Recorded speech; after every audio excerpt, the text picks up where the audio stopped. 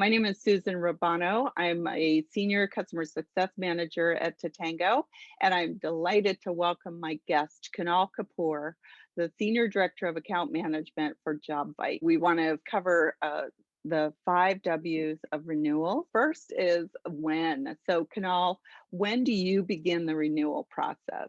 Yeah, so we think of the renewal process here at Jobvite as a constant process that's part of our customer journey. So we've defined what we consider meaningful interactions with our customers, and at those points, when we have those meaningful interactions with our customers, we actually want to ask them explicitly when if we were to renew our partnership today, would you actually ultimately renew with us? We consider the renewal process a constant pulse that we're keeping on with the customers.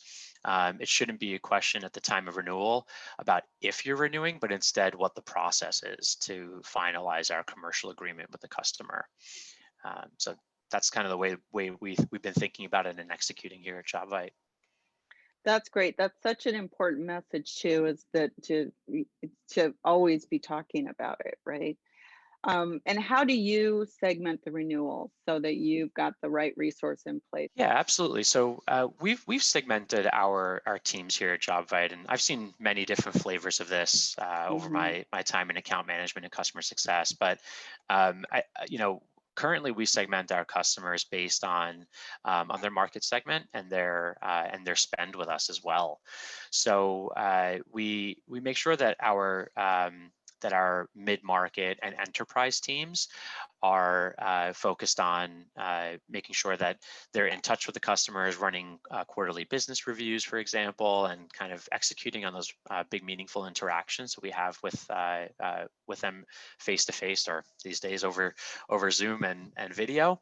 Hmm. And then for our SMB business, we have more of a digital or a tech touch initiative there.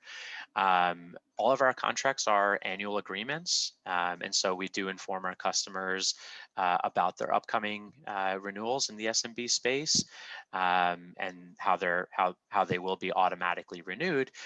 We give them ample time to make the decision. So if they decide to renew with us, that's fantastic. They can give us a thumbs up. If they decide not to, they can simply email us. We make that really simple for them. And then on the flip side of it, we also offer them the ability to evolve with us. So if they would like to speak to an account manager to learn more about what other products that might be helpful for their business, if they're growing, or just need more from their recruiting partner, then we set them up with the appropriate team member to do that. Kunal, who is the right resource internally as well as with the stakeholder to engage? I think this question changes based on your Hmm. organization size, right? And also how your business is run and what your capabilities are, what your revenue model is, and what your company goals and plans are.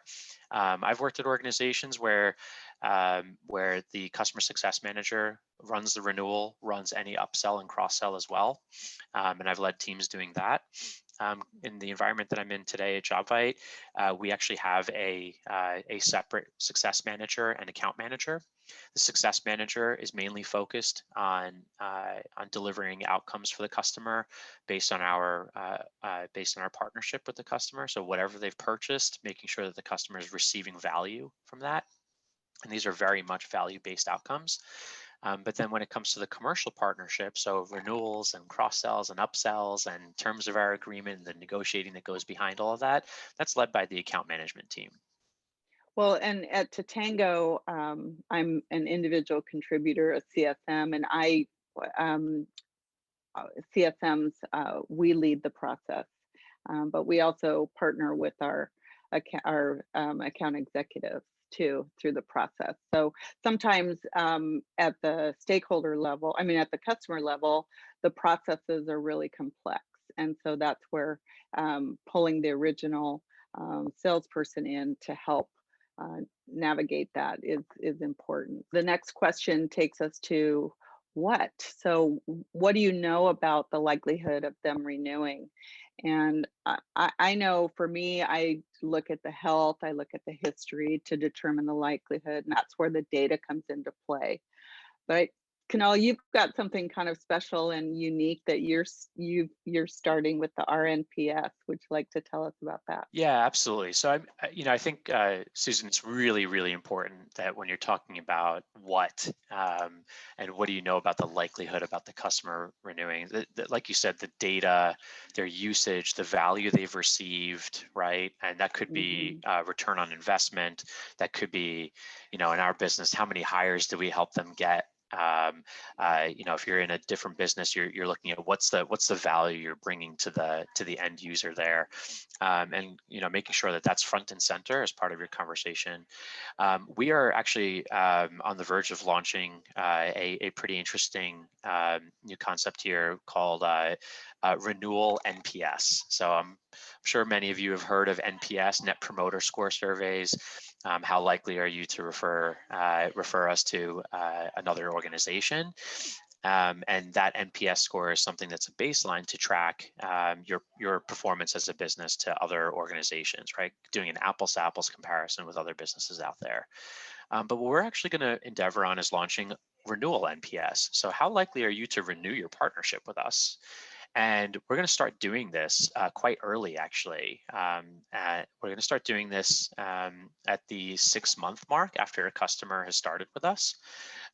So, we'll take onboarding time into consideration, and then probably a couple months after that, we will actually engage with the customer to ask them how likely they will be, and we'll actually poll them.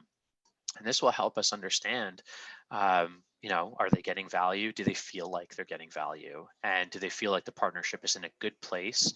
And if it's not, we will react accordingly. And if it is, we will also react accordingly, and give them a high five and make sure that we're asking them to help us with references and referrals and carry them through that type of process as well. That's great. I love that idea, and I want to use that myself. And one of the things that I would think for us as a CFM is when I have that new customer and I'm building out our engagement model and of saying, hey, Kunal, how often do you want to have a cadence and those kinds of things.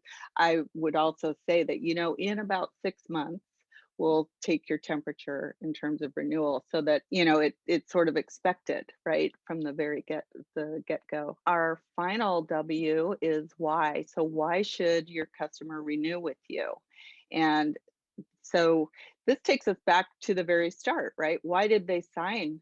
Why did they sign up with you? What kind of value were they expecting? And so at this point, you will have known why they signed. So did we deliver on our promise of value?